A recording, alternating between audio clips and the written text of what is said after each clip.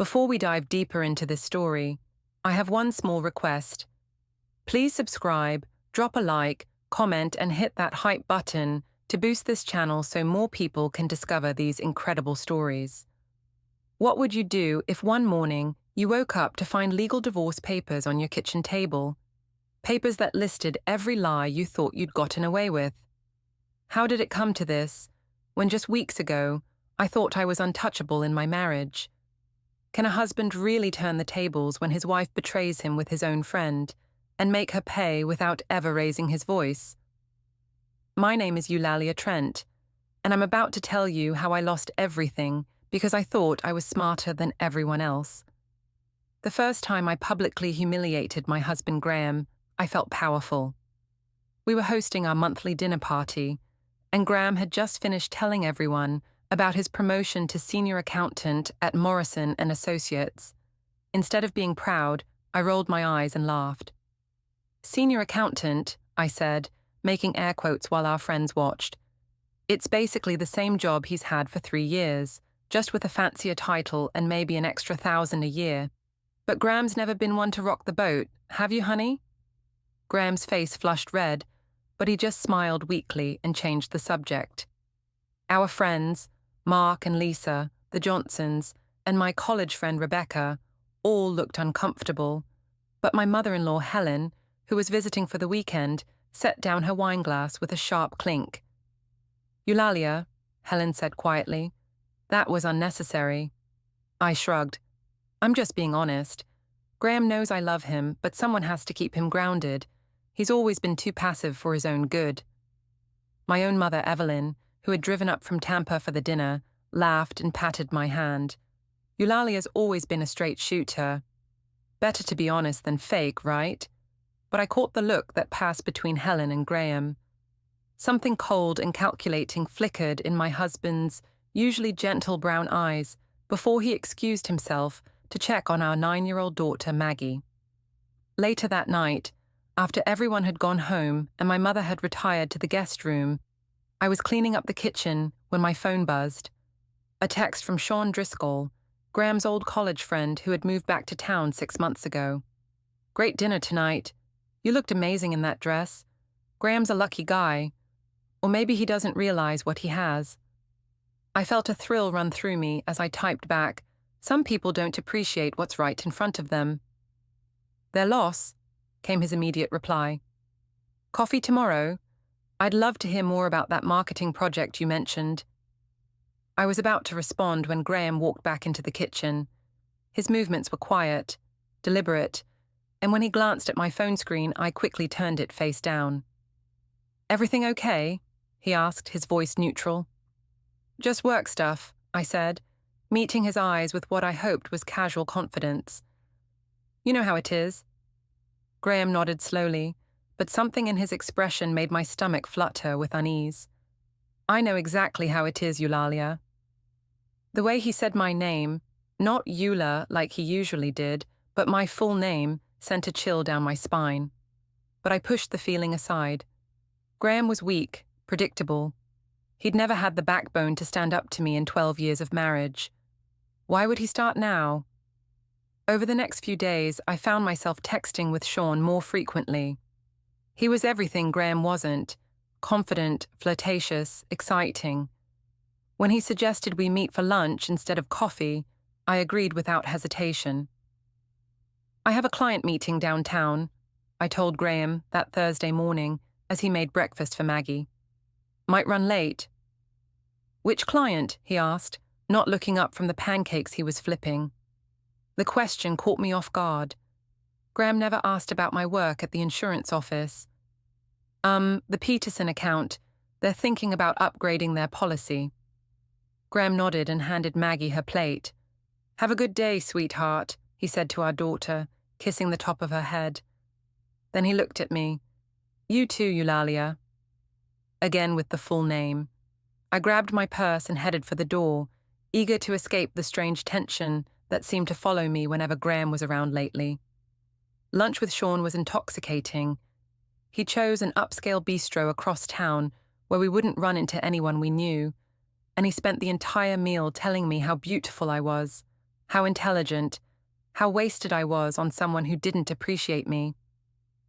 Graham's always been too comfortable, Sean said, reaching across the table to touch my hand. In college, he'd rather stay in and study than take risks. Some guys never change. Tell me about it, I said, enjoying the warmth of his fingers on mine. Sometimes I feel like I'm married to a piece of furniture. He just exists. No passion, no fire. You deserve fire, Sean said, his voice low and intimate. You deserve someone who sees how incredible you are. When he walked me to my car, he leaned in close enough that I could smell his cologne. I meant what I said, Eulalia. You're wasting yourself. That night at dinner, Maggie was unusually quiet, picking at her food, while Graham and I made stilted conversation about our days. I noticed dark circles under her eyes, and the way she kept glancing nervously between us. Maggie, honey, is everything okay at school? I asked. She shrugged. Mrs. Patterson says I haven't been paying attention lately. Maybe she's picking up on tension at home, Helen said pointedly. She'd extended her visit indefinitely, claiming she wanted to spend more time with her granddaughter. But I suspected she was keeping an eye on me. What tension? I laughed. Everything's fine here. Graham set down his fork and looked directly at me. Is it? The question hung in the air like a challenge. For a moment I felt exposed, like he could see right through me, but then I reminded myself who was in control here. Of course it is, I said firmly. You're being paranoid. But that night, as I lay in bed next to Graham's sleeping form, I couldn't shake the feeling that something fundamental had shifted. My phone buzzed with another text from Sean. Can't stop thinking about lunch. When can I see you again? I typed back, soon, very soon. As I hit send, I felt Graham stir beside me. In the dim light from my phone screen, I saw his eyes were open, watching me. We stared at each other for a long moment before he rolled over without saying a word. I told myself it didn't matter. Graham was too weak to do anything about his suspicions, even if he had them. He'd never been the type to make waves or demand answers. He'd just sulk quietly until things went back to normal. But as I finally drifted off to sleep, I couldn't quite convince myself that the man lying next to me was the same pushover I'd married 12 years ago. The first time I went to Sean's apartment, I told myself it was just for coffee. He lived in a modern complex downtown, the kind of place Graham and I could never afford on our combined salaries. Everything about it screamed success and sophistication, from the granite countertops to the floor-to-ceiling windows overlooking the city. This is incredible, I said, running my fingers along his leather sofa. How do you afford a place like this?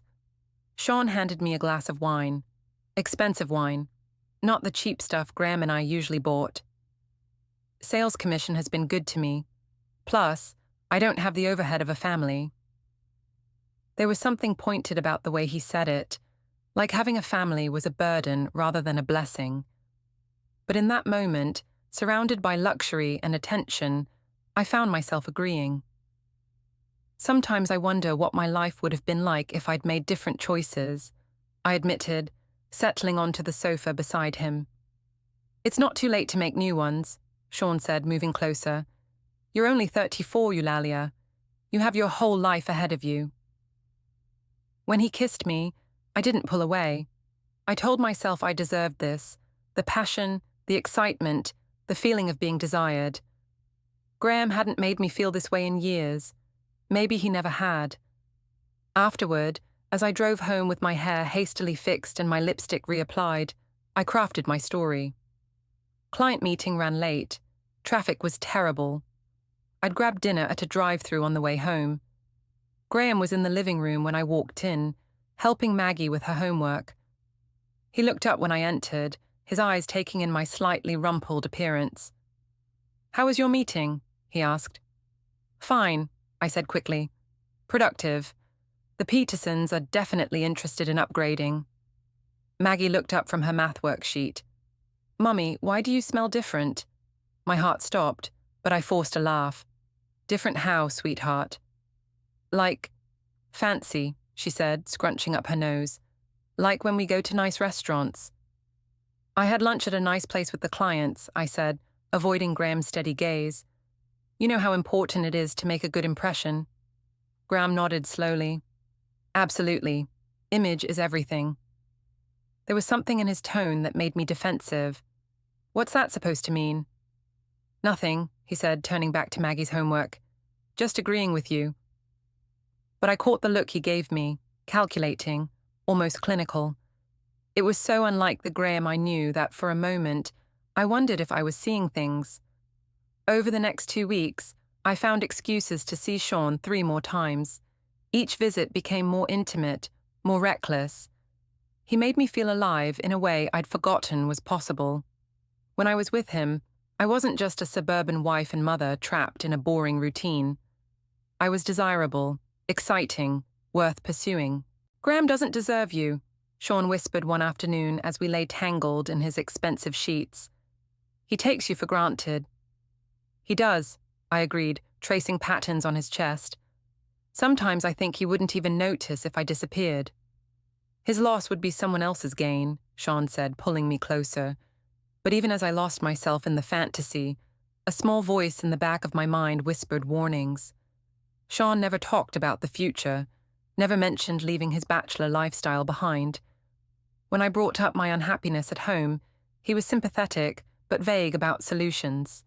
He wanted the excitement of an affair, but not the complications of a real relationship. I pushed those thoughts aside. I was in control of this situation. I could have my cake and eat it too, the security of marriage and the thrill of forbidden romance. At home, Graham's behavior became increasingly strange. He was quieter than usual, more observant. I'd catch him watching me with an expression I couldn't read. When I asked what he was thinking about, he'd just smile and say, "Nothing important." He started doing little things differently. He opened a separate checking account, claiming it was for a surprise he was planning for our anniversary. He began working out again, something he hadn't done since college. He even bought new clothes, better fitting, more stylish than his usual conservative wardrobe. "You look good," I told him one morning as he adjusted his new tie. "What's the occasion?" "No occasion," he said. "Just thought it was time for a change." Helen, who had somehow managed to extend her visit into a 3rd week, watched these transformations with obvious approval. She also watched me with obvious suspicion. "You've been working a lot of late nights lately," she commented one evening, as I prepared to leave for another client dinner. "It's a busy time," I said, checking my reflection in the hallway mirror. "The insurance business is very competitive." "I'm sure it is," Helen said dryly. "Graham works hard too, but he's always home for dinner with his family." The criticism stung because it was true. Graham had always prioritized family time, even when it meant staying late at the office to catch up on work. But instead of feeling guilty, I felt annoyed. "We all have different jobs with different demands," I said coldly. "I'm doing what's best for our family's financial future." "Are you?" Helen asked. "Because from where I'm sitting, it looks like you're doing what's best for yourself." I wanted to snap back, to tell her to mind her own business, but Graham appeared in the doorway, and something about his presence made me bite my tongue. "Everything okay here?" he asked mildly. "Fine," I said, grabbing my purse. "I'll be late tonight, don't wait up." As I headed for the door, I heard Helen say quietly, "Graham, honey, we need to talk." I paused, straining to hear his response, but he must have nodded because the next sound was the living room door closing. Whatever conversation they were about to have, they didn't want me to hear it. Driving to Sean's apartment, I felt a flicker of unease. Helen had always been protective of Graham, but there was something different about her scrutiny lately. More focused, more purposeful. "You're paranoid," I told myself as I pulled into Sean's parking garage. "Graham's too weak to do anything, and Helen's just a bitter old woman who never liked you anyway." But as I rode the elevator up to Sean's floor, I couldn't shake the feeling that I was walking into a trap of my own making. The birthday party for our friend Rebecca should have been a celebration. Instead, It became the night I went too far and couldn't find my way back. We were at Cafe Luna, the trendy bistro downtown, where Rebecca had reserved the back room for her 35th birthday. About 20 people were there, our usual crowd of couples from the neighborhood, plus some of Rebecca's work friends I didn't know well. I'd had 3 glasses of wine by the time someone brought up Graham's recent promotion again. Maybe it was the alcohol, or maybe it was the confidence I'd gained from my affair with Sean, but something inside me snapped when I heard the congratulations. "Oh, please," I said loudly, cutting off Graham mid-sentence as he thanked Mark for his kind words. "Let's not make it sound like he cured cancer. He's still doing the same boring accounting work he's always done, just with a slightly better title." The table went quiet. Graham's face flushed, but he kept his voice level. "Eulalia, maybe we could—" "What?" I interrupted, emboldened by the attention. "Talk about something more exciting. That would be a first." I turned to the group with a theatrical sigh. "You all know Graham. Sweet guy, but about as thrilling as watching paint dry. I swear, sometimes I wonder if he has any testosterone left, or if it all leaked out somewhere along the way." A few people laughed nervously. Rebecca tried to change the subject, but I was just getting started. "Last week, our neighbor's dog got loose and was terrorizing the mailman," I continued, gesturing with my wine glass. "Did my big strong husband step in to help? Of course not. He hid behind the front door while I had to chase the thing away with a broom." "The dog wasn't aggressive," Graham said quietly. "It was just excited. And you insisted on handling it before you could what? Stand there looking helpless?" I laughed, and this time a few more people joined in. The attention felt intoxicating. "Face it, honey, you've never been the knight in shining armor type.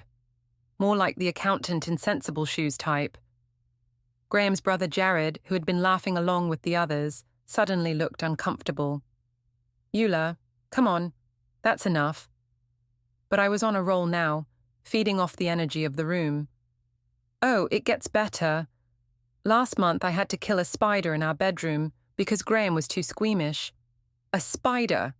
What kind of man is afraid of a tiny spider?" "I'm not afraid of spiders," Graham said, his voice still calm, but with an edge I'd never heard before. "I just don't see the point in killing something that isn't hurting anyone." "See?" I spread my hands to the group.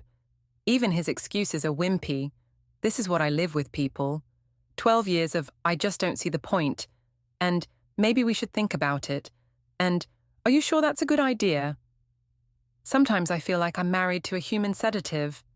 The laughter was more scattered now, and I noticed several people looking at Graham with something that might have been pity. Lisa whispered something to Mark, who shook his head disapprovingly, but I was too drunk on attention and wine to care. I keep telling him he needs to grow a backbone, but I'm starting to think it's a lost cause. Some men are just born to be followers, you know? That's when Graham stood up. Not dramatically, not angrily. He just calmly pushed back his chair and stood. "Excuse me," he said politely to the table. "I think I'll get some air." He walked out of the restaurant without looking back, leaving me sitting there with 20 pairs of eyes staring at me in uncomfortable silence. "Well," Rebecca said finally, "who wants dessert?" Jared leaned over to me, his voice low and serious. "Eula, what the hell was that? That wasn't funny. That was cruel." "Oh, please," I said, but some of my confidence was starting to evaporate. "Graham knows I'm just teasing. He's not that fragile." "Are you sure about that?" Lisa asked coldly. "Because from where I was sitting, it looked like you just humiliated your husband in front of all his friends." "He'll get over it," I said, but my voice sounded less certain than I felt. "Graham always gets over things." But as the party continued around me, I noticed the subtle ways people started excluding me from conversations. The way they stopped making eye contact. The way the laughter died whenever I tried to join in. My mother, who had been unusually quiet during my performance, finally leaned over and whispered, "Maybe you should go find him, dear. Make sure he's okay." For once, her enabling tone was missing. Even she seemed uncomfortable with what I'd done. I found Graham sitting in his car in the parking lot, staring straight ahead with his hands folded in his lap. When I knocked on the passenger window, he unlocked the door without looking at me. "Ready to go home?" I asked, sliding into the seat beside him. "Are you?" he asked. Something about the question made me defensive. "What's that supposed to mean?" Graham started the engine and pulled out of the parking lot before answering. "It means I'm wondering if you actually want to be married to me, or if you just like having someone around to humiliate for entertainment." "Graham, come on. I was just having fun. Everyone knows I love you." "Do they?" He stopped at a red light and finally looked at me. Because what I heard in there didn't sound like love. It sounded like contempt. The word hit me like a slap. "That's ridiculous. I was just joking around." "At my expense. In front of our friends. Again." The light turned green, and he drove in silence for several blocks before speaking again. "Eulalia, I need to ask you something, and I want you to be honest with me." My heart started racing. "Okay. Are you having an affair?" The question hung in the air between us like a bomb waiting to explode. I felt my face flush hot, then cold. "What? Graham, how could you even ask me that?" "Because you've been different lately. Distant. Critical. Like you're looking for reasons to justify something." He pulled into our driveway and turned off the engine. "Because you come home smelling like cologne that isn't mine. Because you've been working late more in the past month than you have in the past year." My mind raced, searching for the right response. Deny everything? Act outraged? Turn it back on him somehow? "I can't believe you'd accuse me of something like that," I said, injecting as much hurt into my voice as I could manage. "After everything I do for this family, this is the thanks I get? Suspicion and accusations?" Graham studied my face in the dim light from the street lamp. "So you're saying no, you're not having an affair?" "Of course I'm saying no." The lie came easily, wrapped in righteous indignation. "I'm insulted that you'd even think such a thing." Graham nodded slowly. "Okay, I'm sorry I asked." But as we walked into the house together, I noticed he didn't say he believed me. And when we got ready for bed, he grabbed a pillow and headed for the guest room. "Where are you going?" I asked. "I think we both need some space tonight," he said without turning around. "Good night, Eulalia." As I lay alone in our king-sized bed, I told myself this was just a bump in the road. Graham was hurt and suspicious, but he had no proof. I just needed to be more careful, more subtle. But deep down, I knew something had fundamentally changed tonight. The dynamic between us had shifted, and for the first time in our marriage, I wasn't sure I was the one in control. My phone buzzed with a text from Sean. "How was the party? You looked gorgeous tonight." I stared at the message for a long time before deleting it without responding. Somehow, the thrill was gone. The next morning, Graham was already gone when I woke up. No note, no goodbye kiss, just an empty coffee pot and the lingering scent of his cologne in the kitchen. Maggie sat at the breakfast table, still in her pajamas, eating cereal and looking confused. "Where's Daddy?" she asked when she saw me. "He had to leave early for work," I said, though I had no idea if that was true. "Finish your breakfast so we can get you ready for school." But as I helped Maggie get dressed, I couldn't stop thinking about the conversation in the car.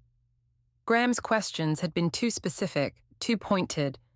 He wasn't just suspicious, he was investigating. At work, I tried to lose myself in the familiar routine of processing insurance claims and answering client calls.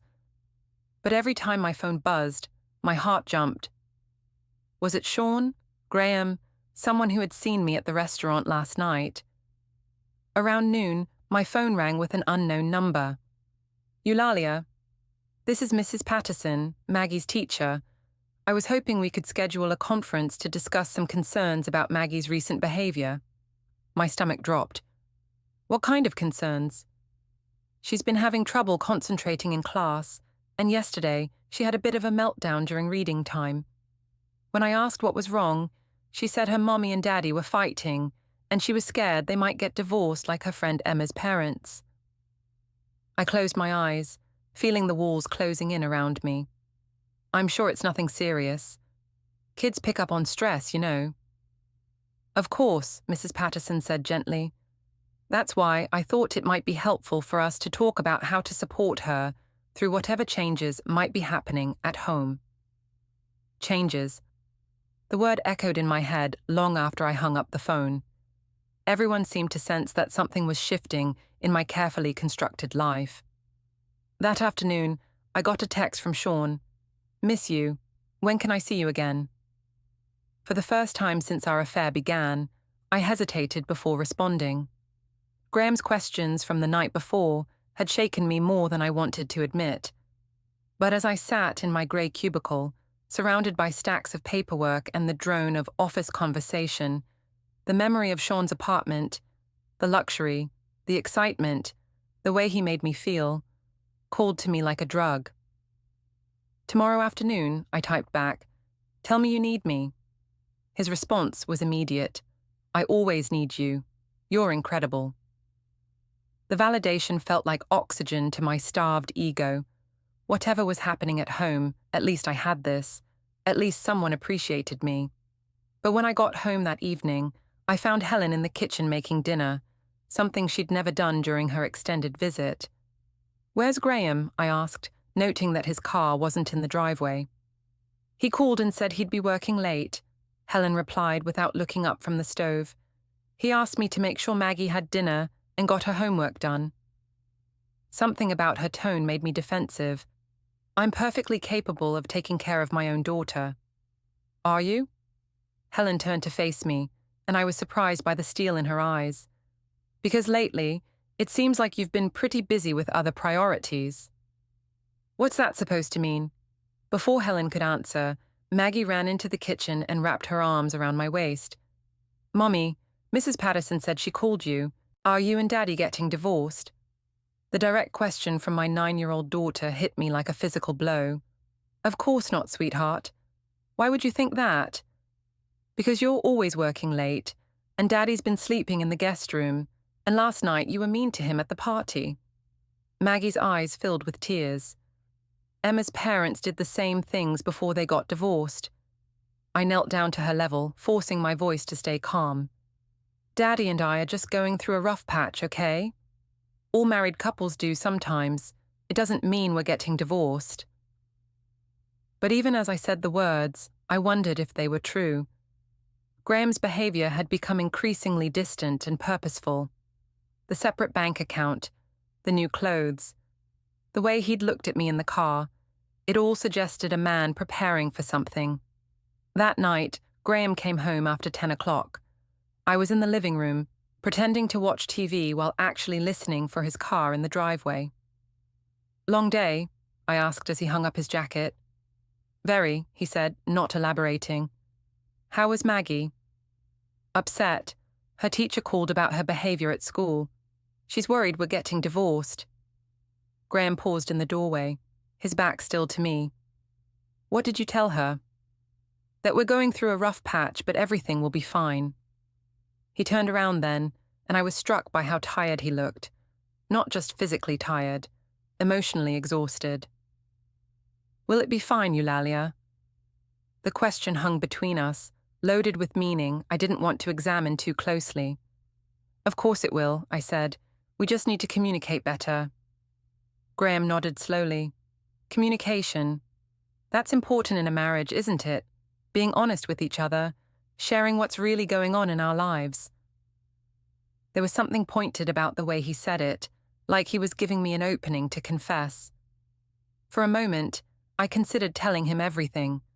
About Sean, about how trapped and unappreciated I felt, about how I'd convinced myself I deserved more than what our marriage offered. But the moment passed, and instead I said, You're right, we should both make more effort.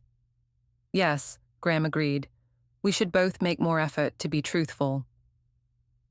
The next day, I met Sean at his apartment as planned, but something felt different from the moment I walked through his door. He seemed distracted, checking his phone frequently and offering me wine with less enthusiasm than usual. Everything okay? I asked as we settled on his couch. Actually, I wanted to talk to you about something, he said, not quite meeting my eyes. "I've been thinking about our situation." My heart sank. I'd heard this tone before, from other men in other relationships. The "it's not you, it's me" tone that preceded the inevitable ending. "What about our situation?" I asked, trying to keep my voice light. "Well, it's just, this is getting pretty intense, and I'm not sure either of us thought it through completely." He ran his hand through his hair, a gesture I'd once found charming, but now saw as nervous deflection. "You're married, you have a kid, and I'm not really the settling down type. Maybe we should cool things off before someone gets hurt." The irony wasn't lost on me. Here I was, having destroyed my marriage for a man who was now backing away because things were getting too intense. "I see," I said, standing up from the couch. "So this was just a game to you?" "It wasn't a game," Sean protested, but his tone lacked conviction. "I care about you, Eulalia. That's why I think we should end this before it goes too far." Too far, as if we hadn't already crossed every possible line. I left his apartment feeling hollow and used, but also strangely relieved. The affair had been exciting, but it had also been exhausting. All the lying, the sneaking around, the constant fear of getting caught. Maybe this was a sign that I should focus on fixing my marriage instead of running away from it. But when I got home, I found Graham in his study with papers spread across his desk. When he saw me, he quickly gathered them up and slipped them into a folder. "How was work?" he asked. "Fine," I said automatically. "What are you working on?" "Just some financial planning," he said, "making sure all our accounts are in order." Something about his tone made me uneasy. "Is everything okay? With our finances, I mean?" Graham looked at me for a long moment before answering. "Everything's exactly as it should be, Eulalia. Don't worry about it." But as I went upstairs to check on Maggie, I couldn't shake the feeling that Graham was planning something I wasn't going to like. 2 weeks later, I was served with divorce papers at my office. The process server was a small woman in her 50s who approached my desk with professional efficiency. "Eulalia Trent?" "Yes?" "You're being served." She handed me a thick manila envelope and walked away before I could fully process what was happening. My hands shook as I tore open the envelope. The first page was standard legal language, but as I flipped through the documents, my blood turned to ice. It wasn't just a petition for divorce. It was a comprehensive case against me, complete with evidence I never knew Graham had been collecting. There were screenshots of text messages between Sean and me, including several I thought I'd deleted. Bank statements showing purchases I'd made near Sean's apartment. A detailed timeline of my work meetings that didn't match my actual schedule. Even photos. Apparently, Graham had hired a private investigator who had captured me entering and leaving Sean's building on multiple occasions. But the most devastating page was the last one. A custody proposal that would give Graham primary custody of Maggie, with me getting supervised visitation until I completed counseling and demonstrated emotional stability. I sat in my cubicle, staring at the papers, while my co-workers pretended not to notice that I was falling apart. The careful life I'd built, the control I thought I had, it was all crumbling around me, and I hadn't even seen it coming. My phone rang. Graham's number. "Did you get the papers?" His voice was calm, businesslike. "Graham, what is this? How could I what? Document the truth? Protect our daughter from an unstable home environment?" There was no anger in his voice, which somehow made it worse. "I tried to give you a chance to be honest with me, Eulalia. Multiple chances. You chose to keep lying." "I can explain." "No," he said firmly. "The time for explanations is over. My lawyer will be in touch about scheduling mediation. Until then, I think it's best if you stay somewhere else." "You can't kick me out of my own house." "Actually, I can. Check page 12 of the papers. I filed for a temporary restraining order based on your erratic behavior and the emotional harm you've caused Maggie. You have until 6 o'clock tonight to collect your things." The line went dead. I called him back immediately, but it went straight to voicemail. I tried texting, but got no response. In desperation, I called the house phone, hoping Maggie would answer. Helen's voice came through the speaker. Eulalia, Graham asked me to tell you that Maggie is at her friend's house for the night. She doesn't need to see you like this. Like what? I'm her mother. You're a woman who chose an affair over her family, Helen said coldly. Don't make this harder on that little girl than it already has to be. I hung up and immediately called my mother in Tampa. Mum, I need help. Graham's filing for divorce, and I need a place to stay. There was a long pause before my mother responded. What happened, Eulalia? He found out about someone I was seeing, but it's not what it looks like. It was just, you had an affair. It wasn't a question. It wasn't serious. It was just a stupid mistake, and now Graham's acting like I'm some kind of monster. Another pause. Are you surprised? You cheated on your husband, honey. What did you think would happen? The lack of support in her voice stunned me.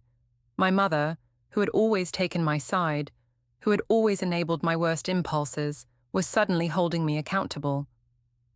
I thought you'd understand, I said weakly. I understand that you made choices, and now you have to live with the consequences. I love you, but I can't support what you did. That poor man, and that poor little girl. I ended the call feeling more alone than I'd ever felt in my life. At 6 o'clock, I stood in the driveway of what had been my home for 8 years, loading suitcases into my car while neighbors watched from their windows. Graham had changed the locks, a detail he'd apparently forgotten to mention, so I'd had to call a locksmith and show him the legal papers to get inside. The house felt different as I packed. Cold, empty, like it had already moved on without me. I found a note on my dresser, written in Graham's careful handwriting. Eulalia, I want you to know that I never wanted it to come to this. I loved you.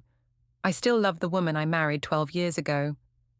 But that woman disappeared somewhere along the way, and I can't keep pretending she's coming back.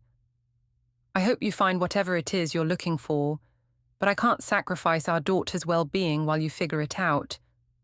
The mediation is scheduled for next Friday at 2 p.m. Please don't contact Maggie directly until then. Graham. I crumpled the note and threw it across the room, but the words echoed in my head as I finished packing. That night, I checked into a budget motel across town, the only place I could afford on short notice. As I lay on the scratchy bedspread, staring at the water-stained ceiling, I tried to figure out how everything had gone so wrong so quickly. 6 months ago, I'd been a suburban wife with a comfortable life and a predictable routine. Now I was alone in a motel room, facing the loss of my marriage, my home, and my daughter. I picked up my phone and scrolled through my contacts, looking for someone to call. Someone who would listen, who would take my side, who would tell me this was all a terrible misunderstanding that could be fixed. But as I looked at name after name, I realized the truth. I'd burned every bridge I had. My friends had watched me humiliate my husband in public. My family had seen through my lies and manipulation. Even Sean, the man I'd risked everything for, had walked away when things got complicated. For the first time in my adult life, I was completely alone with the consequences of my choices. And the worst part was, I was starting to realize that Graham had been right about everything. The mediation took place in a sterile conference room at Graham's lawyer's office. I sat across from my husband, soon-to-be ex-husband, and watched him calmly review documents with his attorney while I struggled to keep my composure. Graham looked different.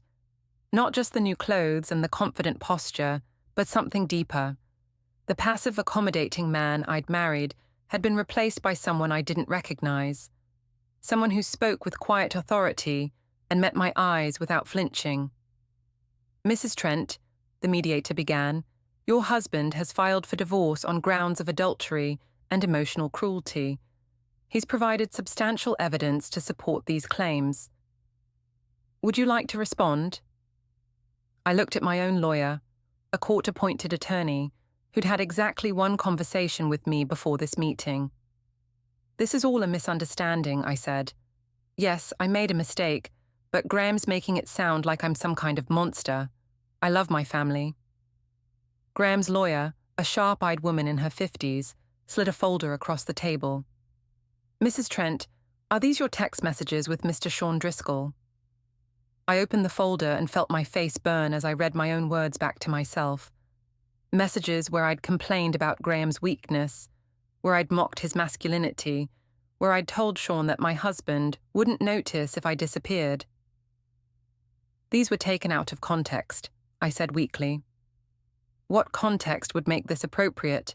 The mediator asked, reading from one of the screenshots. Quote, Graham's so pathetic. Sometimes I wonder why I married such a spineless loser.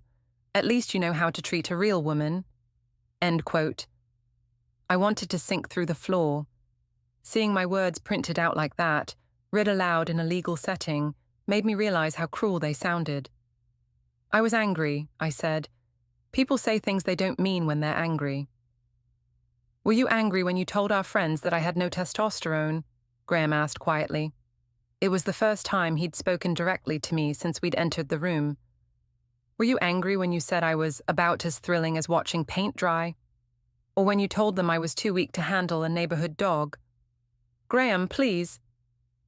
Were you angry, he continued, his voice never rising above a conversational tone, when you used our marriage bed to conduct your affair while our daughter was sleeping down the hall? The room fell silent. Even my lawyer looked uncomfortable. That's not...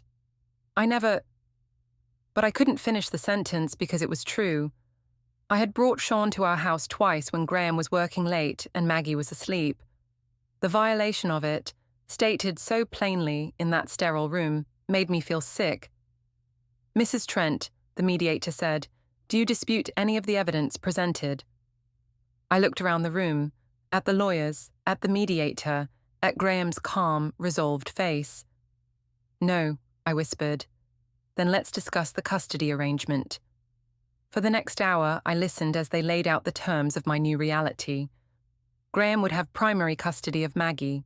I would get supervised visitation twice a week until I completed 6 months of counseling and could demonstrate emotional stability and commitment to co-parenting. I would keep my car and my personal belongings. Graham would keep the house, the savings account, and most of our shared assets, since I had willfully damaged the marriage through infidelity and emotional abuse. I would pay child support based on my income from the insurance office. This isn't fair, I said when they finished reading the terms. I made a mistake, but I'm not a bad mother. You can't take my daughter away from me. I'm not taking her away, Graham said. I'm protecting her from the chaos you've created. Maggie has been having nightmares, Eulalia. She's been asking her teacher if children can choose which parent to live with after a divorce. She's 9 years old, and she's already planning her escape route because she doesn't feel safe in the emotional minefield you've turned our home into. Graham's words felt like punches. I insisted Maggie needed her mother. He calmly said she needed stability, a home without screaming, parents who put her first. His lawyer listed everything I'd tried not to think about, missed concerts and conferences, forgotten pickups from soccer, all the times he'd had to leave work because I was busy. The mediator called it what it was: emotional abandonment, manipulation, infidelity, neglect. My own lawyer quietly reminded me I was lucky not to be losing all custody. When I asked how long he'd been planning this, Graham said it started the night I humiliated him at Rebecca's party, when he realized I didn't just disrespect him, I despised him. He hadn't hired someone to spy on me, he said, just to document the truth I kept refusing to admit. Faced with the evidence and the custody terms, there was nowhere left to run. I agreed. He signed with a steady hand. Mine shook so badly I could barely write my name. Before he left, he told me he hoped I'd learn to be happy without destroying the people who loved me. 6 months later, alone in a small apartment, I read Maggie's letter about school, gardening with Daddy, learning to knit. She said she missed me, understood why I couldn't live with them, and hoped I was working hard to fix myself so I could be happy and good. I folded the letter and called my therapist for an extra session. Graham had been right. I'd traded lasting love for temporary excitement and lost everything that mattered. But in the quiet that followed, I finally started to see the difference between what I wanted and what I needed. I needed to become someone who deserved a second chance. I might never repair my marriage, and it could take years to earn back my daughter's trust, but for the first time, my goal was clear: to stop being the person who broke everything and slowly become someone better.